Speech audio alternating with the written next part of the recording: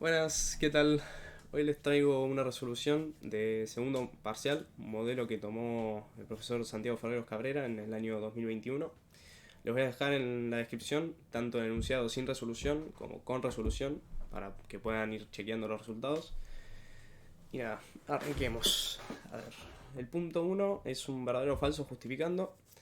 Nos dice, el punto A, el analizador sintáctico invoca analizador léxico utilizando la función ilex, hasta ahí vamos bien, para obtener el siguiente token del archivo de entrada. Y luego consulta su valor semántico en la columna ILVAL de la tabla de símbolos. Bien, este punto es falso. ¿Por qué? Por dos motivos. Primero, que la tabla de símbolos no es una tabla en sí, ¿sí? No es una tabla que tiene columnas y filas, sino que es una lista, es una estructura que nosotros utilizamos para almacenar todo lo que son los valores semánticos, las variables, para poder hacer los chequeos semánticos, todo lo que es el análisis. Así que no es una tabla, así como lo está mencionando el enunciado. Y además, el ILVAL no es una columna, sino que es una variable que comparten tanto el analizador léxico como el sintáctico, mediante la cual se transmiten el valor semántico que tenga el token que le pasa al analizador léxico al sintáctico. Así que este punto es falso. Y esa sería la justificación. Después, el punto B dice, durante la fase de análisis de un programa fuente, las variaciones semánticas utilizan gramáticas sensibles al contexto. Es falso. ¿Por qué? Porque las variaciones semánticas nosotros las utilizamos mediante la implementación de rutinas semánticas. Así como vamos haciendo en el TP integrador, de que al desarrollar la gramática que ustedes hicieron, nosotros le vamos a agregar las rutinas semánticas para que haga este análisis semántico, justamente con la tabla de símbolos, que también la tienen que desarrollar. Entonces, no es verdad que usa una gramática sensible al contexto. Lo que hace es utilizar una gramática independiente de contexto para el desarrollo sintáctico, y a eso se le suman las rutinas semánticas. Ese combo intenta simular como si fuese una gramática sensible al contexto, que entienda el contexto en el cual se encuentra, pero no implementa una gramática sensible al contexto, ya que sería muy difícil de implementar computacionalmente. Tendría más problemas que al implementar lo que estamos haciendo ahora con los trabajos prácticos. Así que es falsa. Después, la C dice, la comunicación entre el analizador léxico y el sintáctico se efectúa principalmente a través del uso de la tabla de símbolos. También es falsa. La tabla de símbolos se utiliza para el análisis semántico. La forma que tienen de comunicarse el analizador léxico y el sintáctico es mediante la invocación de la función ilex, que lo hace el analizador sintáctico, llama al léxico para que le pase el siguiente token, va de token en token, y a través de la variable ileval, porque este token que el analizador léxico le pasa al sintáctico puede tener un valor semántico. Entonces se lo transmite también mediante esa variable. Esas son las formas de comunicarse que tienen. Después, las validaciones semánticas, punto D, deben realizarse al finalizar el análisis sintáctico y léxico del archivo fuente. Falso, no necesariamente tiene que ser al finalizar. De hecho, en el trabajo que están realizando, el análisis semántico se efectúa al mismo tiempo, a la par del análisis sintáctico. Dije, ¿no? Semántico con sintáctico, sí. Cuando vas por la gramática y se reconoce la estructura, puede haber una rutina semántica en esa misma línea en la que, por ejemplo, imprima por pantalla se encontró una estructura if, por ejemplo. Entonces ahí el analizador sintáctico lo está haciendo al mismo tiempo que el analizador semántico, no está haciendo al finalizar todo el análisis sintáctico de, bueno, reconoció todas las estructuras, a ver cómo lo evalúa ahora, sino que lo hacen a la par. Entonces, le también es falso. Y por último, en este punto, dice, en los lenguajes regulares de los literales cadena, requiere de un carácter de corte o centinela para detectar un lexema correspondiente a dicho lenguaje. Y esta también es falsa. ¿Por qué? Porque los literales cadena tienen las comillas dobles. Entonces, al detectar la comilla doble de cierre, ya reconoce que es un literal cadena. No necesita de un carácter de corte o un centinela para poder reconocerse. Así que todas son falsas en este punto. Pasamos al punto 2, que es el tema de la gramática. Dada la siguiente gramática independiente de contexto, la gramática, el punto A nos dice desarrolla una gramática LL1 equivalente indicando paso a paso cómo la obtuvo. Bien, en estos puntos yo siempre recomiendo primero mirar la gramática y fijarse todos errores o todas las cosas que hacen que no sea LL1.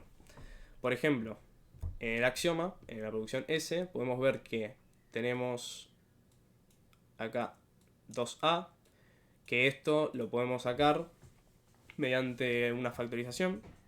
Después tenemos que en la producción de X hay recursividad izquierda, lo cual no permite que sea el L1, tendremos que convertirlo en recursividad derecha.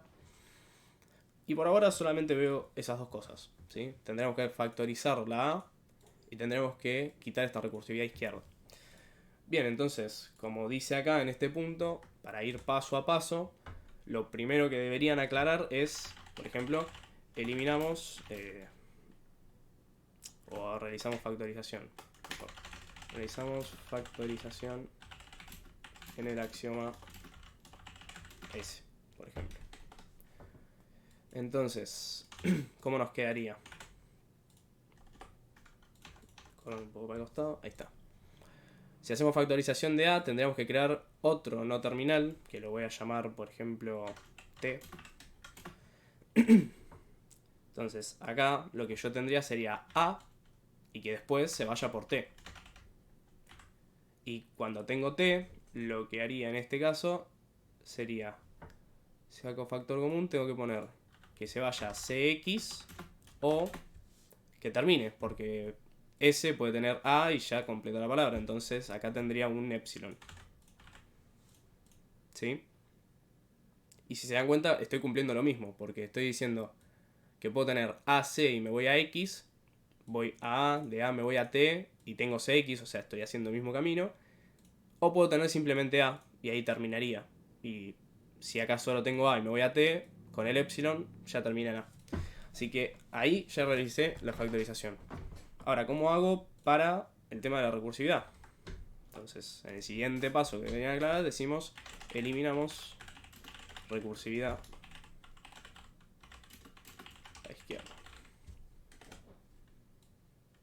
¿Y cómo la eliminamos? En este punto siempre tenemos que fijarnos, por ejemplo, que en la producción X, cuando hace esta recursividad, siempre, pero siempre van a tener la A al principio. ¿Sí? Ustedes pueden poner la cantidad de veces que ustedes quieran, pero para cortar esa recursividad tienen que poner la A. Entonces la A siempre va a estar al frente. Entonces a mí lo que se me ocurre es generar, primero que nada, otro no terminal. Y lo que podríamos hacer es que colocamos la A, ¿sí? Una vez que colocamos la A, tenemos que efectuar esta recursividad de que, bueno, puedo poner la cantidad de A's y de B's después de esa A del principio, las que yo quiera. Entonces, después de la A, coloco el nuevo no terminal que yo indiqué. Y solamente va a hacer eso la producción X. Solamente haría eso. Y ahora, ¿qué pasa? Yo no voy a colocar ZA, perdón. Porque vuelvo a lo mismo, vuelvo a tener la recursividad izquierda. ¿Qué puedo hacer? Como yo ya tengo esta A, que era la condición de, bueno, la A siempre tiene que estar al principio. Yo ya la tengo al principio. Ya ahora lo que puedo hacer es decir, bueno, después de esa A yo podía tener la cantidad de A's que quiera. O sea, voy a hacer recursividad con Z por derecha. Y puedo tener la cantidad de B's que yo quiera. También por derecha. Y ahí ya cumpliría con lo que es la recursividad. Pero ¿qué pasa? Esto así no está completo. Porque según X puede terminar con A. Entonces también acá tendría que haber una producción que termine con epsilon. Y ya estaría. Ya de esta forma nos queda una gramática que es LL1 porque ya no posee ambigüedades. ¿Sí? Ya eliminamos todas las ambigüedades que podía llegar a tener la gramática anterior. Y bueno, justamente el punto B nos dice, sobre la gramática obtenida en el punto A, ¿es posible implementar un parser predictivo? Justifique. Y la respuesta es sí, se puede implementar ya porque ahora la gramática es LL1, no posee ambigüedades, entonces ya puedes saber cuál es el próximo token para poder deducir por cuál de las producciones debe ir o cuál producción debe aplicar. Así que, ¿es posible? Sí, es posible, porque justamente lo que hicimos fue hacer la gramática LL1, eliminando todas las ambigüedades. Pasamos al punto C, que es el código, el bendito código para indicar los errores. El punto A es el mismo de siempre, indica errores léxicos, sintácticos y semánticos sobre el siguiente fragmento de código C y justifica adecuadamente cada afirmación que realice, ¿no? Bien, analizando el código, no hay un error léxico, ya que todos pertenecen a categorías léxicas distintas, todo lo que está implementado en este código, por lo cual no habría ningún error léxico. ¿Qué pasa con los errores sintácticos? Esto está hecho a propósito. El error sintáctico que hay es que no hay una llave de cierre en insumador, en la función. No es que nos la salteamos o algo, sino que no está. Estas llaves pertenecen a while, no hay ninguna llave de cierre, entonces ahí les va a saltar un error sintáctico, porque no está respetando la estructura de una función compuesta, de una sentencia compuesta. Así que ahí sería un error sintáctico. Y como error semántico, tenemos que dentro del while estamos declarando a la variable x, y una vez que salimos de ese while, queremos operar con esa variable x, que no está declarada en la función en sí. O sea, esta variable x, una vez que termina el while, ya no existe. Entonces, al intentar implementarla, va a saltar un error semántico. Y esos son todos los errores que hay en este fragmento. Eso sería el punto A. Ahora el punto B, que es algo más particular, dice: dada la sentencia de asignación, tenemos m acumulador igual r contador 3 más un puntero s. Y nos dice: realice la o las declaraciones necesarias para que la misma sea semánticamente válida. La inicialización es opcional. Bien, ¿qué es lo que nos pide esto? Básicamente tenemos que definir todas las estructuras necesarias para que esto sea válido. Entonces, pensándolo, nosotros tenemos un acceso a una variable de tipo struct que va a tener un campo acumulador, un campo contador que va a ser un vector, a su vez, va a ser un array, que como mínimo debería tener 4 posiciones, ya que este nos está indicando que accede a la posición 3.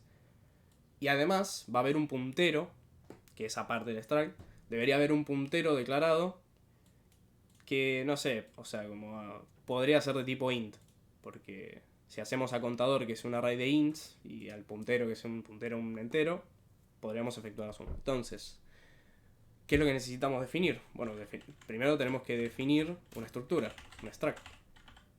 ¿Sí? ¿Y qué es lo que tiene que tener este struct? Tiene que tener una variable acumulador, que la puedo declarar como acumulador. Y también tiene que tener una variable contador, que como dijimos, es un vector de enteros, que tiene que tener como mínimo 4 posiciones. No sé, le puedo colocar un... le voy a poner estructura. Y entonces, para declararlo, podríamos poner estructura. ¿Y cuáles son las estructuras que tendríamos que declarar? Tendríamos que declarar m y r, ¿sí? Son los dos structs que estaría utilizando. Y bueno, también afuera el int puntero s. Y ya estaría. Y con esto ya es semánticamente válido toda esta sentencia. Es eso, simplemente el punto B. Tienen que fijarse bien cómo se llama la estructura, cuáles son las que se inicializan, qué campos va a necesitar esa estructura. Generalmente este punto se maneja con structs. Entonces siempre fíjense qué campos voy a necesitar, cuántas posiciones debería declarar como mínimo para que esto sea válido. Podría ser una suma de floats, tranquilamente. Podría ser enteros, puede ser. Mientras sea semánticamente válido, podría ser. Bien. Y bueno, el último punto, el punto 4, es más corto que el primer parcial. El primer parcial creo que eran 5 puntos. Este es también un verdadero o falso, pero ya relacionado a los algoritmos. A ver, el punto A nos dice: al aplicar el algoritmo de clases sobre una FD que no es mínimo, es posible que el estado de rechazo sea eliminado por poseer equivalencia por clases con otro estado no final. Bien, este punto es falso. ¿Por qué? El estado de rechazo nosotros lo implementamos para que sea... para que se pueda implementar computacionalmente el automata. Pero como nosotros lo agregamos, ese estado de rechazo no tiene un equivalente en el autómata, ¿sí? Porque puede no estar. Al agregarlo, no es equivalente a ninguno de los otros estados. Por lo tanto es falso, pero puede llegar a pasar de que si ustedes definen a ese autómata con 2 estados de rechazos, o más estados de rechazos, puede llegar a pasar de que tengan equivalencia. Entonces, esta pregunta, o este verdadero o falso, puede variar la respuesta. Puede ser tanto verdadero como falso dependiendo de cómo justifiquen. Si justifican como falso es porque el estado de rechazo no puede tener equivalencia con ninguno. Si es un estado de rechazo, es un estado que ustedes agregan justamente para abarcar a todos los casos y que se puede implementar computacionalmente. Pero también puede ser verdadero si es que dicen que, bueno, puede haber un autómata que yo implemento que tenga muchos estados de rechazo, y hay algunos que sí pueden ser por equivalencia inmediata o por equivalencia por clase que se eliminen. Entonces, cualquiera de las dos justificaciones sería correcta. Después, dado un autómata finito no determinístico generado por Thomson, el conjunto clausura del estado inicial posee siempre tres estados. Y es falso, no siempre posee tres estados. Puede poseer más, puede poseer menos. Por ejemplo, este autómata que está acá como ejemplo. No es necesario que tenga sí o sí siempre tres estados. Puede tener tanto más como menos. Acá con cualquier contraejemplo que se les ocurra, sirve como respuesta. Y por último, el último punto, el punto C, nos dice: al aplicar el algoritmo de Thomson a la expresión regular, tenemos AB con clausura de Kleene y a todo eso con otra clausura de Kleene, se obtiene un autómata finito no determinístico que posee el doble de estados que el AFN resultante de aplicar el mismo algoritmo, pero ahora tenemos un RX que es AB clausura de Kleene solo.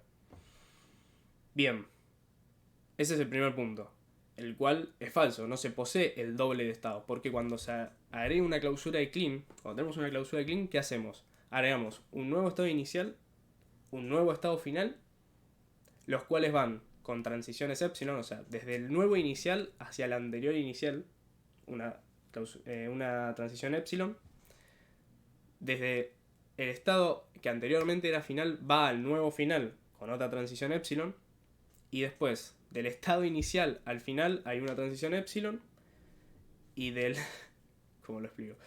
Y del estado que antes era final va a haber otra transición epsilon hacia el estado que antes era el inicial. Básicamente es este que estoy mostrando acá. Se agrega este nuevo final, este nuevo inicial, este nuevo final con sus respectivas transiciones epsilon. Del nuevo inicial va al nuevo final con una transición epsilon.